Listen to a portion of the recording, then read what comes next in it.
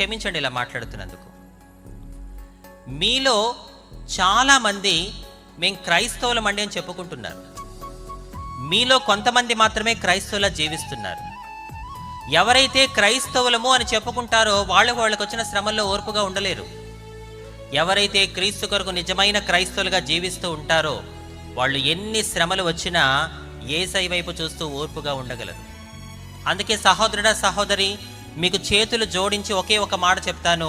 ఇక నుంచి మీరు క్రైస్తవులము అని చెప్పుకోవడం మానేసి క్రీస్తు కొరకు నిజమైన క్రైస్తవులుగా జీవించి చూపించండి, బ్రతికి చూపించండి. యేసు నామములో మన ప్రవర్తన ఇతరులకి సువార్తగా అందునుగాక. నేటి దినాలలో నోటితో సువార్త చెప్తే ఎవరికి అర్థం కాదు. కొన్ని సందర్భాల్లో మన ప్రవర్తన ఇతరులకు సువార్తగా అందించాలి. ఏంటంజలి, మన ప్రవర్తన ద్వారా ఇతరులకు సువార్త అందించాలా? అది సాధ్యమేనా? మీరే చెప్పండి.